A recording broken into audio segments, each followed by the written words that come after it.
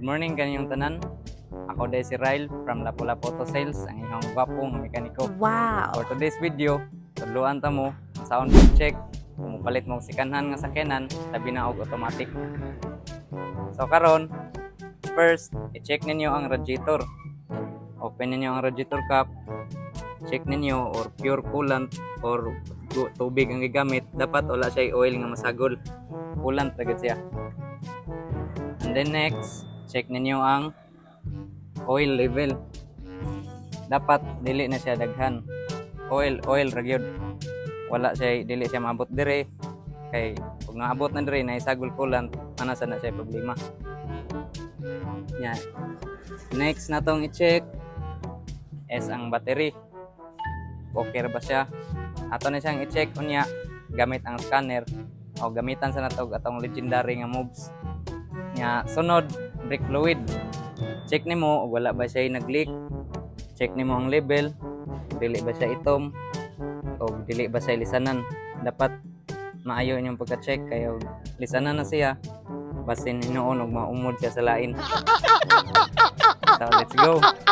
Check na to ang body. Check na to og wala ba siya agi og mga pinintalan, walay mga masilya nga nanuksok di sa kilid. Dapat pure gyud siya nga lata. Unto dire sa likod, mao ra gyapon. So next, check na to ang sulod. Let's go.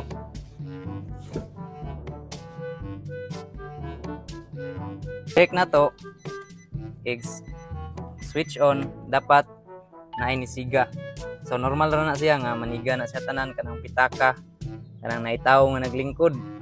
Dapat mo wag inig-start nimo, mawala na siya, walay mabilin. Kaya og nay magpabilin ana, buslot imong pitaka. So start na to. Wala siya inhabilin. Ang kini kay sign ra na sa handbrake. Release na to ang handbrake. Wala. So kana sa pultahan. Close na to. Wala na siya nakita. So dili ra mabuslot ng pitaka kay wala may nagpabilin. So on na to ang aircon.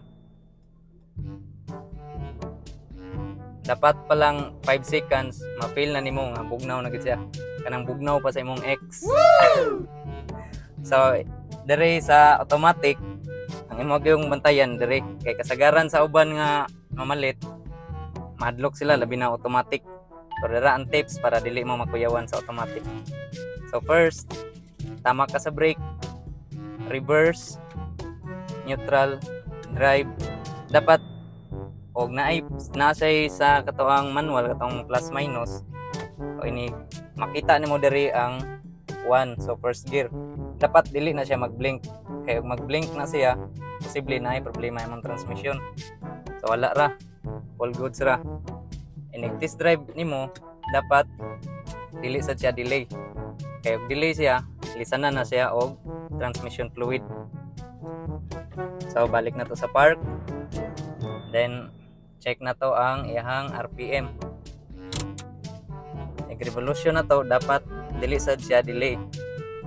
Dali ra siya mo saka. So wala ray problema.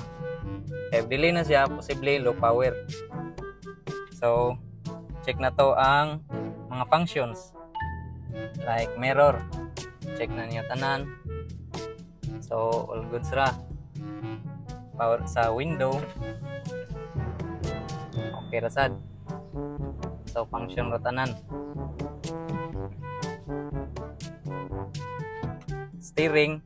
Steering mo sanay pinaka-importante. Dapat humok ra gid siya, dili siya gahi para mag-uban ra mong duha. Okay, smooth ra kayo. Dapat dili siya musupak, kay musupak na siya mag-away na mo.